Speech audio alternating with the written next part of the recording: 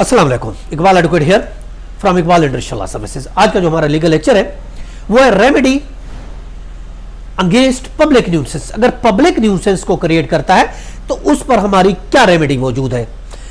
देखिए, section 91 CPC के तहत एडवोकेट जनरल से न्यूसेंस के लिए अगर हम केस फाइल करते हैं, रेमेडी हम तलाश करते हैं, तो उसके लिए सेक्शन 91 है सीपीसी, उसके तहत एडवोकेट जनरल से इजाजत लेना जरूरी है।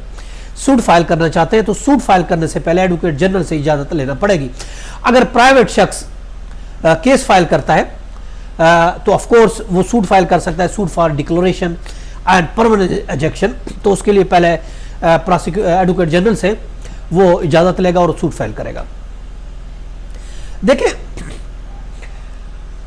सीआरपीसी का सेक्शन 133 के तहत जुडिशियल ऑप्शन भी मौजूद है कि वो उसके खिलाफ क्रिमिनल कार्रवाई भी कर सकता है। न सिर्फ सूट फाइल किया जा सकता है बल्कि सेक्शन 133 सीआरपीसी के तहत जुडिशियल ऑप्शन क्रिमिनल कार्रवाई का भी मौजूद है पब्लिक न्यूसेंस की सूरत में। देखिए, पब्लिक न्यूसेंस अगर होती है तो मजिस्ट्रेट यानी इंजरी टू द हेल्थ अगर कोई काम होता है, उसके अलावा फिजिकली डिस्कम्फर्ट पैदा होता है, तो ऑफ कोर्स मजिस्ट्रेट के पास पावर है कि वो इस पर कार्रवाई कर सकता है। हम सेक्शन 133 के तहत हम उसके पास कंप्लेंट फाइल कर सकते हैं मजिस्ट्रेट के पास पब्लिक न्यूसेंस की, या फिर एडवोकेट जनरल के पास हम इजाजत लेकर डिक्लेरेशन और ऑब्जेक्शन का सूट फाइल कर सकते हैं, सूट फाइल कर सकते हैं। अब कौन सी चीज के खिलाफ कार्रवाई हो सकती है, ये हम देखते हैं कि पब्लिक न्यूसेंस से कौन सी ऐसी चीज है जिस पर कार्रवाई की जा सकती है। हम मजिस्ट्रेट के पास या फिर सिविल सूट फाइल कर सकते हैं उस न्यूसेंस के खिलाफ।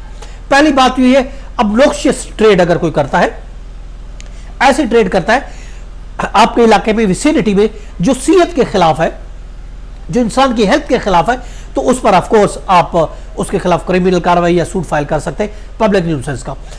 उसके लिए रूल है 1968 पीसीआरएलजे पेज 224 एससी है। इसके अलावा अगर कोई रोड साइड पर कुकिंग करता है तो यह भी पब्लिक न्यूसेंस पैदा होती है, इस पर भी कार्रवाई की जा सकती है। रूलिंग भी है 1977 पीसीआरएलजे पेज 275 है। इसके अलावा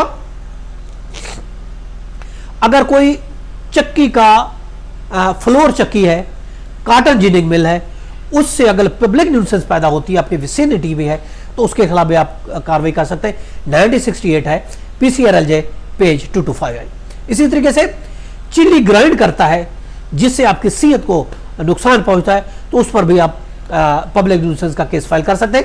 AIR 1986 जो कि क्रिमिनल है पेज 76।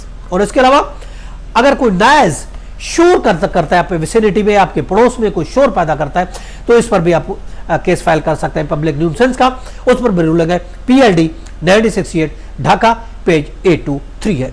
इसी तरीके से मैरिज हॉल, आपके घर के पास मैरिज हॉल है जिससे आपकी सेहत में न्यूसेंस पैदा हो रही है, पब्लिक न्यूसेंस पैदा हो रही है, तो मैरिज हॉल के खिलाफ कभी आप केस फाइल कर सकते हैं। रूलिंग है 1986 CLC पेज है 2218। इसी तरीके से अगर रेजिडेंशियल एरिया में कोई अगर स्कूल कायम कर देता है तो ऑफ कोर्स रेजिडेंशियल एरिया में स्कूल भी कायम करना, कोई प्राइवेट स्कूल भी कायम करना, यह भी गलत है, यह भी पब्लिक न्यूसेंस में आता है। अगर कोई स्कूल कायम कर देता है आपके पड़ोस में रेजिडेंशियल एरिया में, तो यह भी पब्लिक न्यूसेंस है, इस पर भी आप केस फाइल कर सकते हैं। इस पर रूल भी है 1992 CLC पेज है 2540। इसी तरीके से अगर कोई म्यूनिसिपल लॉ का वायलेशन करता है, ऑफ कोर्स उस पर रूल है 1989 CLC पेज 2250 है, इस पर भी आप पब्लिक न्यूसेंस का क्रिमिनल या फिर सिविल केस फाइल कर सकते हैं। और इसी तरीके से अगर कोई आपकी लाइट को ब्लॉक करता है, अगर कोई आपकी हवा को बंद करता है, आपके साथ कोई इस तरीके से अमल करता है कि आपकी हवा या रोशनी को बंद करता है, तो उस पर भी पब्लिक न्यूसेंस का आप केस फाइल कर सकते हैं। उसके लिए भी रूलिंग है 1992 MLD पेज 1646।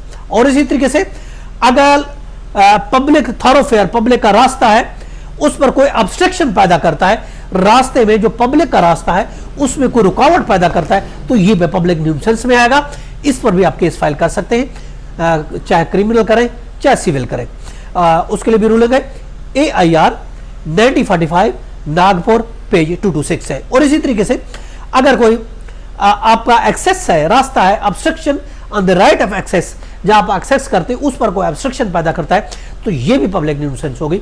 इस पर भी आप केस फाइल कर सकते हैं, चाहे क्रिमिनल 133 सीआरपीसी के तहत फाइल करें मजिस्ट्रेट के पास, या फिर सूट फाइल करें डिक्लेरेशन इंजेक्शन का सिविल कोड में। और इसके अलावा अगर कोई नॉइस वाइब्रेशन नॉइस पैदा करता है तो इस पर भी ये पब्लिक न्यूसेंस कहलाएगी, इस पर भी आप उसके खिलाफ केस फाइल कर सकते हैं। तो ये बहुत सी चीजें जो पब्लिक न्यूसेंस में आती हैं।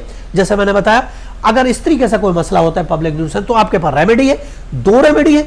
एक आपकी सिविल रेमेडी है, आप डिक्लेरेशन फॉर इंजेक्शन का केस फाइल कर सकते हैं, या फिर मजिस्ट्रेट के पास 133 सीआरपीसी के तहत कंप्लेंट फाइल कर सकते हैं, मजिस्ट्रेट उस पर कार्रवाई कर सकता है। ये था आज का लेक्चर। इजाजत कर, फिर मिलेंगे। अल्लाह हाफिज।